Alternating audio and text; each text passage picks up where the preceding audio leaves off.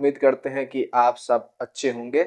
आज हम NCERT foundation में क्लास 10th की इकोनॉमी का चैप्टर 4 जिसका नाम है वैश्वीकरण और भारतीय अर्थव्यवस्था को समझने जा रहे हैं। तो चलिए वीडियो को शुरू करते हैं और आपको समझाने का प्रयास करते हैं।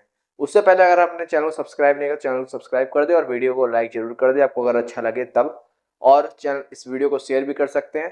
तो चलिए वीडियो को शुरू करते हैं। उससे पहले मैं आपको एक चीज़ सुना देता हूँ, शायद आपको इससे कनेक्ट करने बड़ा आसानी मिले।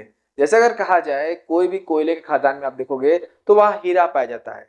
तो बेसिकली हर कोयले के खदान में आप देखोगे तो एक टेम्परेचर पर कहीं ना कहीं हीरा बनता है।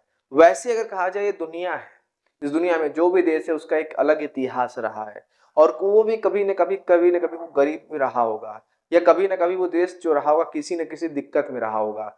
चाहे उसमें उपनिवेश रहा हो, चाहे वो साम्राज्यवाद के घेरे में रहा हो। जैसे हमारा भारत देश था, करीबन इस पर हजारों सालों तक राजाओं का राज रहा, उसके बाद उपनिवेश स्थापित हुआ, फिर भी हम गुलाम बने रहे। और अगर एक ऐसी बात करें जैसे जैसे हमारे देश को अंग्रेज या उपनिवेशवादी छोड़ के गए, हमारा देश बहुत गरीब था। उसमें अगर कहा जाए तो लाचारी की समस्या थी। पहली बात है देश का बंटवारा, देश में जो बंटवारा हुआ था उससे करीबन अगर कहा जाए तो कई लोग घर चले गए थे, कितने लोग बेघर हो चुके थे। और अब तुम समझ सकते हो कि जब मैं ये चीजें बता रहा हूं तो कहीं ना कहीं भारत के पीछे का इतिहास इतना दयनीय था कि भारत की स्थिति उतनी अच्छी नहीं थी दुनिया भर के लिए। तो अब हम भारत जो है, हमने इस दयनीय स्थिति से लड़ रहा था। और वही बात अगर देखा जाए तो कहीं ना कहीं हम उपनिवेश थे, यानी गुलाम थे किसी देश के। तो हमें डर था कि हम दोबारा कोई कंपनी को मौका भारत में न दें कि भैया कोई कंपनी हमारे देश में इन्वेस्ट करे। तो हमने क्या किया कि अपने देश को बंद अर्थव्यवस्था बना ली। बंद अर्थव्यवस्था की व्यवस्था कहीं ना कहीं उस समय के जो सोवियत रूस था उससे हमने लिया, जो कि समाजवाद का एक इम्पॉर्टेंट टर्म था, बंद अर्थव्यवस्था। अब इस बंद अर्थव्यवस्था के अंदर देश अपना खुद का सामान बनाएगा, और देश में जो भी कंपनी होगी वो कहीं ना कहीं सरकार के अंडर बनेगी, और इन्वेस्टमेंट आएगा तो उसको कहीं ना कहीं लाइसेंस की जो व्यवस्था थी उससे गुजरना पड़ेगा। ये व्यवस्था बहुत कठोर थी और कोई कंपनी भारत में उतना इन्वेस्ट करना नहीं चाह रहा था। और वैसे भी बात है कि भारत की, तो भारत जिस समय की बात हो रही है उस समय भारत गरीब देश था। अब इतनी गरीबी होने के बाद भी भारत की जो ये लाचारी और या जो आप समस्या देख रहे हो बहुत ज़्यादा दयनीय स्थिति में चल रही थी। अब अगर कहा जाए कुछ कंपनियां भारत में इन्वेस्ट करने के लिए आती हैं, पर उनको बहुत सारी लाइसेंस प्रोसेस से गुजरना पड़ता है। इन फ्यूचर उसको लाइसेंस प्रोसेस को कुछ लोग डिले करने, यानी कुछ लोग अंदर जो रहते हैं भाई, जो आप देख रहोगे कुछ लोग घोटाला करने लगते हैं, कुछ कंपनियों को इन्वेस्टमेंट करने का मौका मिलता है। पर अब देखो कि जो व्यवस्था भारत में चल रही थी ये बहुत कठोर थी, कोई विदेशी कंपनी भारत में निवेश करे। पर आसन में क्या होता है कि इससे भारत का इंफ्रास्ट्रक्चर एक टाइम में क्या होता है धीरे धीरे, क्योंकि सरकार इतना पैसा नहीं रखी थी कि वो देश के हर इंफ्रास्ट्रक्चर या अगर कहो तो लॉजिस्टिक्स जो कि रोड हैं चाहे वो आपके एरियाज हैं उसको डेवलप करने के लिए पैसे नहीं थे सरकार के पास। वैसे देखा जाए तो सरकार का काम ही है कि वो कहीं ना कहीं सार्वजनिक व्यवस्थाओं को सुदृढ़ करेगी, तो जब उसके पास पैसे रहेंगे तब ना वो करेगी। तो अब जा रहा, जब सरकार की कंपनी है, सरकार इन्वेस्टमेंट लाएगी कहाँ से, समस्या ये चल रही थी। अब इन्हीं समस्याओं को समाधान करने के लिए इन फ्यूचर में हम देखते हैं पीपीपी मॉडल को इंट्रोड्यूस किया गया, जहां सरकारी कंपनी यानी सरकार के द्वारा जो बनाई गई कंपनी थी जिसमें निवेश सरकार का रहता था, और अब उसमें कहीं ना कहीं निजी कंपनियों की हिस्सेदारी बनने लगी। और सरकार ने अपना कहीं ना कहीं हाथ पीछे खींचा कंपनी से कि भैया आप हमारे पास इतने पैसे हैं तो हम कहीं ना कहीं जनता की भलाई में पैसे लगाएंगे और लोक कल्याणकारी कार्य करेंगे जिसके लिए हमें चुना गया है, और निजी कंपनियों को मौका दिया गया। और कहीं कहीं ये हुआ कि सरकार और निजी कंपनियां मिलकर देश को सुदृढ़ करने की स्थिति करने लगी। अब यहाँ पर दो शब्द आए, पहला देश का सुदृढ़ीकरण, मतलब देश को मजबूत बनाना। तो देश को मजबूत बनाने के लिए अब अगर देखो तो कहीं ना कहीं बॉर्डर पर रोड्स की आवश्यकता है। तो रोड्स की आवश्यकता है, चाहे पोर्ट्स की आवश्यकता है, बंदरगाहों की आवश्यकता है कि सामान आएगा जाएगा कैसे। तो बंदरगाह हमारे लिए बहुत ज़्यादा अहम भूमिका निभाते हैं।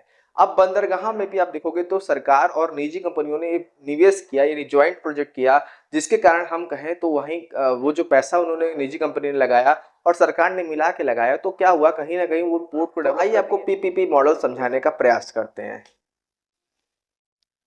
अब देखिए पीपीपी मॉडल क्या है जिसको इंट्रोड्यूस किया गया था।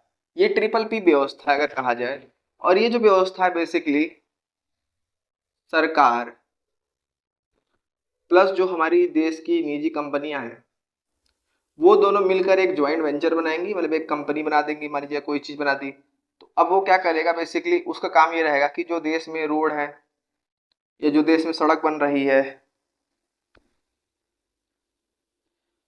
या मान लीजिए संचार व्यवस्था है, इसको ठीक करना। अब आप कहोगे कि इससे पहले 1947 से पहले, सॉरी 1947 के बाद का जो काल रहा है उसमें सरकार ही कोई ना कोई कंपनी बनाती थी और सरकार का ही निवेश हर जगह था। सरकार नहीं चाहती थी कि कोई बाहरी कंपनी भारत में प्रवेश करे। इसके पीछे का रीजन ये था कि भारत को डर था कि वो दोबारा उपनिवेश न बने। अब जो पीपीपी मॉडल इंट्रोड्यूस किया गया, इसमें क्या हुआ कि एक सरकार और निजी कंपनियों को कहीं ना कहीं हिस्सेदारी थी और सरकार ने कुछ परसेंट अपना जो था कहीं ना कहीं वो निवेश, यानी जो आप देख रहे हो जो सरकार के द्वारा कंपनी बनाई जा रही थी या सरकार के द्वारा कोई कंपनी में निवेश था, उसको सरकार ने कम कर दिया, क्योंकि उन्होंने कहा कि निजी जो कंपनियां हैं उनको भागीदार बनाया जाए, क्योंकि सरकार के पास इतने पैसे नहीं है कि वो निवेश करेगी और इन फ्यूचर में रोड और या सड़क बना पाएगी या कोई संचार व्यवस्था बना रहा जा रहा है, या उसको इंग्लिश में टोटल एक लैंग्वेज बोला जाए लॉजिस्टिक्स। और लॉजिस्टिक्स बनाने के लिए आपको पता होगा सरकार की अहम भूमिका थी कि भैया हमें रोड चाहिए, क्योंकि उस समय आए दिन आपको पता होगा कि 1962, 65, 1971 जैसे बड़े बड़े वॉर्स हुए। अब इन वॉर्स को लड़ने के लिए आप देखोगे तो बॉर्डर पे सड़क सही से नहीं रहेगी तो फिर लड़ाई कैसे होगी। तो कहीं ना कहीं देश की सुरक्षा को देखते हुए भी इन्होंने क्या किया कि निजी कंपनियों से इसे मतलब कहीं ना कहीं कहा कि तुम शेयर करो, ताकि ये मॉडल बरकरार हो और चलता रहे, और ये लंबे टाइम चलता रहा और आज भी चलता रहा। अब होता क्या है कि हम देखते क्या है कि जब देश में अब ऐसे समस्या देखो कि सरकार ने, और वो भी देखोगे तो यहाँ पर जो निवेश हो रहा था निजी कंपनी का ये कम था, उतना अधिक नहीं था जितना सरकार था। सरकार ने कुछ परसेंट हिस्सा कम किया कि भैया हम जो है कम निवेश करेंगे, आपको मौका दे रहे हैं आप करिए, निजी कंपनी को बोला। पर अब देखो होता क्या है कि सरकार जो था भाई इन्वेस्टमेंट कर रही थी चाप के, कुछ परसेंट निजी को भूमिका मिल गई। हम देखते क्या है 1990 आते थे भारत में एक तरीके से बहुत ज्यादा अगर कहा जाए दिक्कत आने लगा। अब भारत की अर्थव्यवस्था के सामने चुनौतियां थी। भारत 1991 में वर्ल्ड बैंक के पास पहुंचा और वर्ल्ड बैंक ने बोला कि भैया इस बार तुमको हम पैसे तो दे नहीं पाएंगे, क्योंकि भारत को पहले ही वर्ल्ड बैंक ने बहुत पैसे दे दिए थे। तो अब क्या था कि वर्ल्ड बैंक ने बोला कि हम कुछ दिशा निर्देश देंगे आपको, यानी कुछ आपको बता दे रहे हैं कि भाई आप क्या क्या करिए कि आपके देश में पैसा का कमी कभी पड़े ना, या आप कभी दूसरे के सामने आके खड़े ना हो मांगने के लिए। तो दिशा निर्देश दिया गया जिसमें उन्होंने कहा कि कुछ सुधार करने होंगे। आगे चल के आप देखोगे सुधार कई प्रकार के, इन्होंने आर्थिक सुधार के रूप में देखते हैं। तो 1991 में जो भारत की अर्थव्यवस्था थी उसको कहीं ना कहीं मौका मिला कि खुली अर्थव्यवस्था की जाए।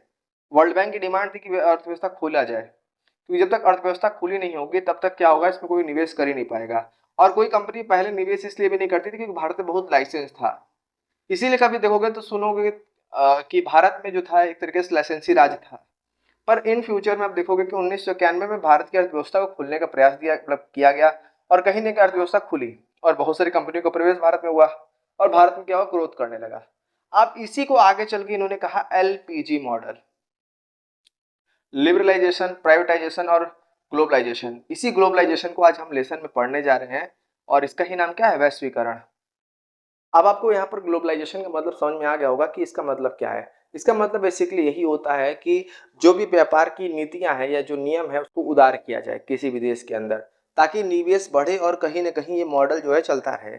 और आज भारत जो है कहीं ना कहीं एलपीजी के सहारे ही, जो 1991 में रिफॉर्म हुआ था, आज तक भारत क्या कर रहा है, इसी के सहारे ग्रोथ कर रहा है। उम्मीद करते हैं आपको यहाँ तक समझ में आया होगा और इसका जो अगला लेक्चर जल्दी अपलोड किया जाएगा।